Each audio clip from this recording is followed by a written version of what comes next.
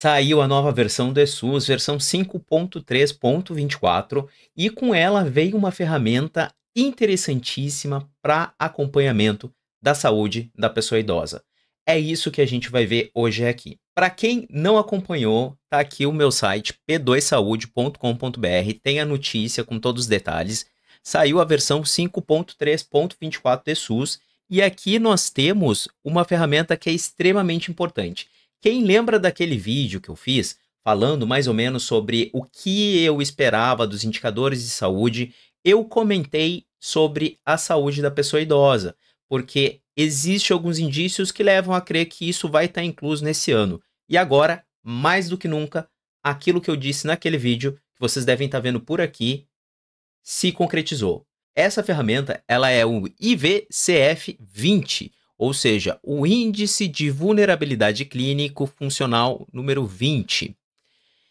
Existe agora um módulo que eu vou mostrar daqui a pouco direto no eSUS, que vocês vão ver como é que faz o lançamento. Essa ferramenta, ela foi apresentada pelo DataSUS, pela equipe do Ministério da Saúde que faz as atualizações periódicas com relação ao que tem de novo, o que é importante no eSUS, no web seminário aqui que a gente teve da segunda temporada, primeiro web seminário da segunda temporada, ou seja, o primeiro aqui do ano de 2025, que é exclusivamente sobre a qualificação do registro do cuidado com a pessoa idosa. Então, ele está bem completo, em 2 horas e 10, inclusive tem alguns exemplos de municípios que começaram a utilizar o IVCF 20, eu recomendo bastante que vocês assistam, tá? Procurem por o primeiro webinário da segunda temporada da série Atualize SUS APS, vale bastante a pena. Porém, se tu quiser saber de uma maneira resumida, essa ferramenta ela é baseada em um protocolo, basicamente, de algumas questões que vão dando uma pontuação sobre a capacidade de resiliência de uma pessoa idosa. Então, ela pode ser mais robusta, um pouco mais frágil, etc. Eu vou mostrar detalhadamente como é que é. Ela pode ser encontrada nesse site, que é o ivcf20.com.br. Aqui tem a opção para profissionais da saúde e para familiares, e tanto um quanto o outro pode aplicar, tem algumas diferenças, mas o importante é caso tu queira conhecer a ferramenta em si, tá aqui ela, ó. Ela é basicamente esse formulário, ela pode ser impressa e tu pode levar ela para onde tu quiser, pode imprimir várias cópias e ir aplicando essas cópias com pessoas que tu vai fazer o acompanhamento de saúde. Esse aqui é o modelo que a gente vai encontrar disponível neste site que eu acabei de apresentar para vocês, e aqui tem basicamente as coisas que são de relevância para a gente conseguir fazer a pontuação. Então aqui vocês podem ver que a pontuação final vai até 40 pontos. É isso que vai dar para nós uma noção se esse idoso ele está com uma condição de saúde mais frágil ou não. Por isso que essa ferramenta é tão interessante. E ela entra dentro desse contexto de cuidados da saúde do idoso. Por que eu digo isso? Porque o eSUS ele já tinha uma ferramenta que é extremamente interessante e importante, que é a proporção da circunferência da panturrilha. A gente poderia mensurar isso, medir no idoso e marcar ali dentro do eSUS. Só que isso automaticamente não imbui que tu fez todo o protocolo. Isso é só uma medida. O protocolo ele vai além. O protocolo ele dá uma perspectiva social, uma perspectiva motora, uma perspectiva de como aquele idoso está com relação à marcha. Então, essas perguntas foram colocadas dentro do eSUS agora. Quem já conhece o eSUS sabe que ele dá algumas ferramentas por faixa etária ou por situação de saúde. Então, quando é gestante, ele dá uma caixinha ali para marcar algumas questões com relação ao pré-natal. Quando é criança, ele dá uma caixinha para puericultura, né, para a gente marcar ali o desenvolvimento da criança. E agora a gente tem esse novo componente, essa nova ferramenta dentro do eSUS que vai permitir que a gente faça o acompanhamento de saúde da pessoa idosa. É bem interessante, a gente vai ver detalhadamente agora. Já estamos aqui na tela do eSUS, vocês podem observar aqui que estamos fazendo atendimento de uma pessoa idosa, 84 anos. Aqui a gente já tem algumas informações bem interessantes, como por exemplo as medições e o acompanhamento da pessoa idosa, ou seja, tem esse card. Vocês devem estar percebendo que a janela está meio espremidinha assim, tá? Mas no caso de vocês vai aparecer completa. Mas o que importa aqui que é o nosso caso. Então ele já dá, por exemplo, para nós aqui, ó, o Índice de Vulnerabilidade Clínico-Funcional, o IVCF20. Não tem nenhum registro ainda, mas eu tenho a última avaliação multidimensional registrada. Então são duas coisas distintas. A gente vai ver como é que isso vai se interpretar agora no SWOP. Quando a gente vai no SWOP, a gente vai observar que vai ter este campo novo aqui no objetivo. SWOP, para quem não lembra, é subjetivo, objetivo, avaliação e plano. Então, no campo objetivo, que normalmente eu costumo dizer para as pessoas, o objetivo é onde a gente vai mensurar, onde a gente vai registrar as coisas que a gente consegue medir, né? Ou sinais, sintomas, tudo aqui. Por que medir? Porque tem a opção da antropometria. Eu já coloquei aqui um valor assim estimado de 80 quilos e 1,65 para esse paciente fictício. Isso aqui é um ambiente de treinamento. Então, a gente tem um IMC de sobrepeso. Por que que é interessante a gente já fazer, já adicionar o peso à altura? Porque se vocês forem preencher o IVCF 20, ele vai perguntar, dentro das perguntas, se essa pessoa está, como é que está o IMC dela e como é que está também a circunferência de panturrilha. Então, vamos pensar o seguinte hipótese, vocês vão começar a utilizar essa ferramenta. Antes de começar a preencher, afiram o peso e a altura. Façam a medida do perímetro da panturrilha desta pessoa, tá? Então, o próprio SUS, ele já dá para nós aqui o valor do IMC. Esta idosa aqui, ela está com sobrepeso.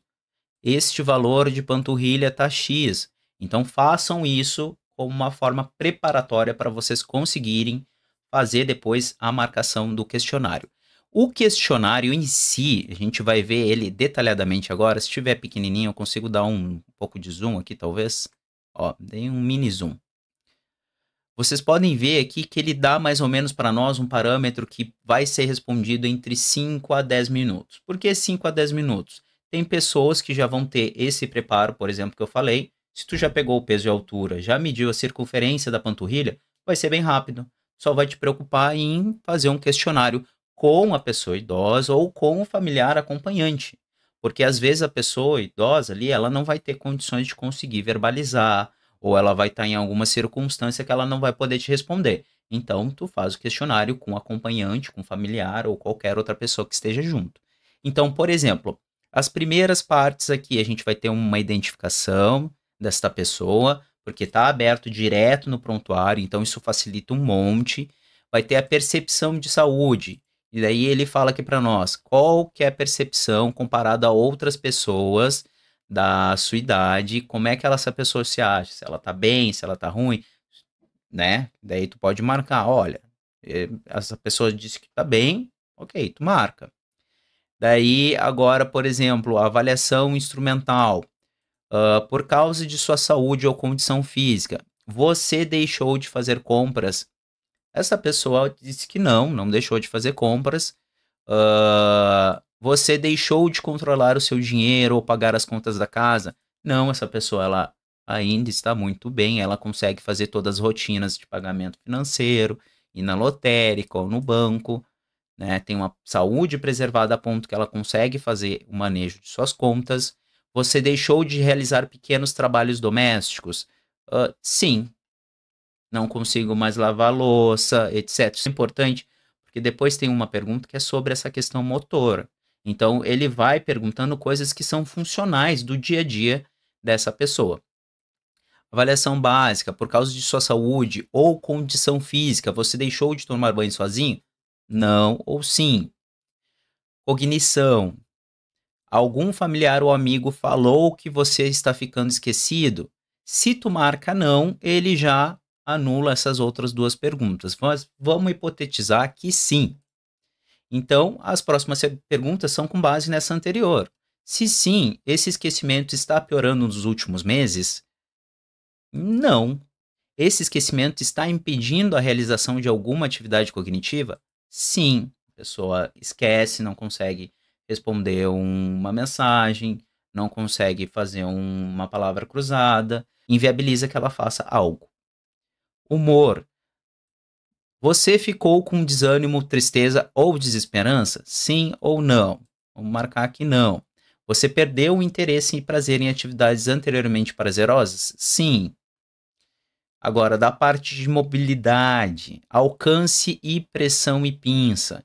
Pode ver que isso aqui está diretamente relacionado com aquela pergunta aqui sobre os hábitos, se deixou de fazer alguma coisa, perdeu a capacidade de fazer atividades domésticas, só que agora é um pouco mais específico com relação a membros superiores.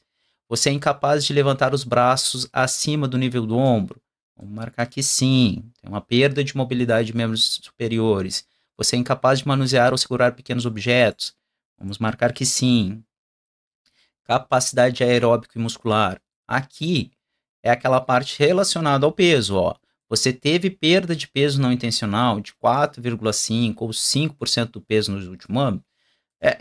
Eu sei que é difícil, às vezes a pessoa não vai saber responder isso, né? Porque eu perdi 4,5%, eu nem lembro, nem me peso. Então, pode ser estimado também, né? Não precisa ser exato. Apesar de que aqui a gente está trabalhando com uma pergunta específica, 4,5% ou 5% do peso. Então, a gente tem que ter um jogo de cintura ali para tentar fazer uma adaptação para a pessoa. Então, vamos marcar que não. Você teve perda de peso não intencional de 6 quilos nos últimos 6 meses ou 3 quilos no último mês? Vamos botar que não. Você tem um índice de massa corporal menor que 22? Como a gente pôde bem ver, a gente já aferiu o peso e a altura e ele deu superior a isso. Ele marcou sobrepeso. Então, a resposta é não. E aqui é interessante a gente perceber que isso aqui, ele está tentando aferir um risco de baixo peso. Por quê? Apesar de que o sobrepeso e a obesidade também são um problema, o baixo peso e a baixa concentração de massa muscular em pessoas idosas leva a um grau de risco maior de uma condição clínica mais aguda com um prognóstico ruim. Então, ele pode ter um resfriado e ficar muito doente e ser acometido por alguma coisa e ficar muito mais doente. Se ele não tem uma reserva estrutural de massa magra, de gordura, de peso, etc, etc. Você tem uma circunferência do perímetro da panturrilha menor que 31. Vocês lembram quanto é que tinha dado? Vamos ver ali embaixo? Ó, antropometria, sinais vitais e glicemia capilar. 29 do MC e 28 do perímetro de panturrilha. Ou seja, perímetro de panturrilha sim, menor que 31. Em um teste de velocidade de marcha, o tempo gasto pela pessoa idosa para percorrer 4 metros é maior que 5 segundos. Daí, isso aqui imbui que tu fez o teste de velocidade de marcha. Então, qual que seria o cenário ideal? Que tu tenha um consultório adequado para tu conseguir fazer todos esses levantamentos. Então, tu consegue ter um ambiente que tu consiga reproduzir isso? Se sim, daí tu conseguiu aferir, medir em tempo quanto que demorou para percorrer 4 metros. 4 metros não é muito grande, tem muito consultório aí que é muito maior que isso, né? Então é importante que tu tenha esse ambiente preparado. Ó, por favor, te desloca daqui até ali e tu faz essa aferição. A pessoa tá com a marcha dela preservada? Se sim, a gente marca que sim. A marcha tem dificuldade em caminhar que possa impedir a realização de alguma atividade cotidiana? Não, apesar de que teve dificuldade de percorrer esses 4 metros em menos de 5 segundos. Você teve 2 ou mais quedas do último ano? Vamos dizer que sim, teve 2 ou mais quedas. Você perde urina ou fezes sem querer em algum momento? Vamos marcar que não. Comunicação, questão relacionada à visão e à audição. Você tem problema de visão capazes de impedir a realização de alguma atividade cotidiana? É permitido o uso de óculos ou lente de contato? Vamos marcar que não. Audição, você tem um problema de audição capaz de impedir a realização de alguma atividade cotidiana? Vamos marcar que sim. E comorbidade múltiplas, você tem 5 ou mais doenças crônicas? Vamos marcar que não. E doenças crônicas a gente pode pensar questão relacionada à hipertensão, diabetes. Você faz o uso regular de 5 ou mais medicamentos diferentes todos os dias, que é a polifarmácia. Isso é super relevante para o desfecho de algumas doenças. Vamos marcar que sim. Você teve alguma internação nos últimos meses? Vamos marcar que não. Depois que a gente responde todo o questionário, ele permite que a gente faça o calcular índice. E ele vai dar para nós o índice de vulnerabilidade, que é alto risco de vulnerabilidade clínica funcional. Então, se a gente tem a pontuação inferior a 15, a gente tem um valor moderado. Se é inferior a 7, a gente tem um valor baixo e superior a 15, vai de 0 a 40, a gente já tem um alto risco de vulnerabilidade. Isso significa que esse idoso ele precisa de um acompanhamento da atenção primária.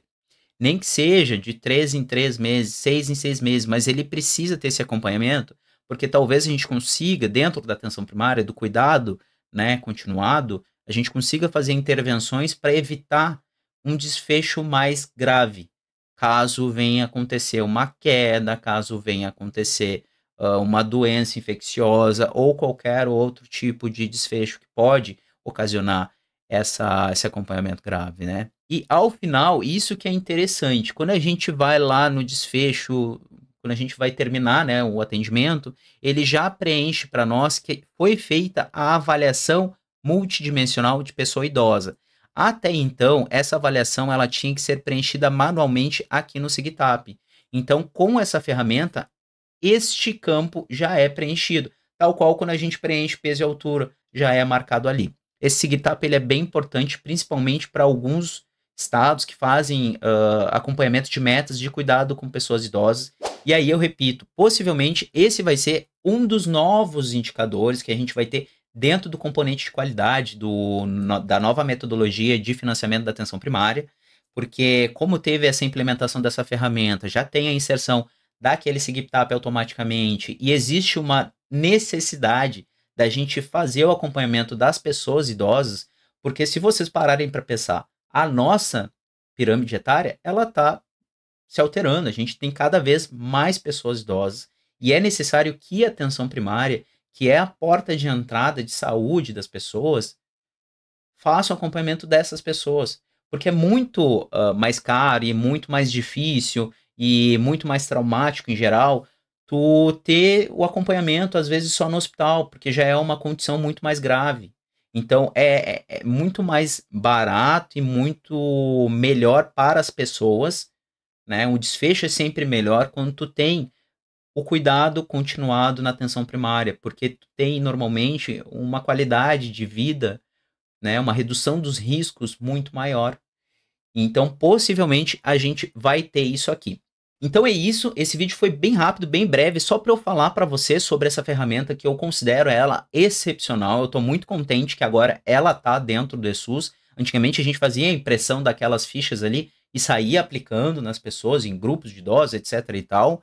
E eu também quero mostrar para vocês aqui uma coisa, se vocês não conhecem, eu faço um trabalho de assessoria e consultoria nos municípios com relação às questões do ESUS, da atenção primária, metas, indicadores, etc. E também faço um trabalho de mentoria. Se tu quer apoio para conseguir fazer o trabalho que eu faço ou cuidar das questões de metas, entre em contato comigo. Aqui tem um botãozinho para contato direto no WhatsApp, ou tu pode entrar em contato nas redes sociais. Em todos os lugares tu me encontra por @P2Saúde, ou tu ainda pode, inclusive, receber todas as notícias que tu tá vendo por aí. Aqui tem um campo que tu pode te inscrever na minha newsletter. E lá, tudo que vem de notícia aqui, tu recebe uma vez por semana. Então, entra aqui no site, coloca essas informações ou entra em contato comigo que a gente consegue progredir com relação às metas, ao cuidado de saúde na tua equipe ou teu mesmo se tu está querendo melhorar a capacidade que tu tem de conseguir enxergar essas coisas de uma maneira mais macro, mais orientada à saúde digital, ao ESUS.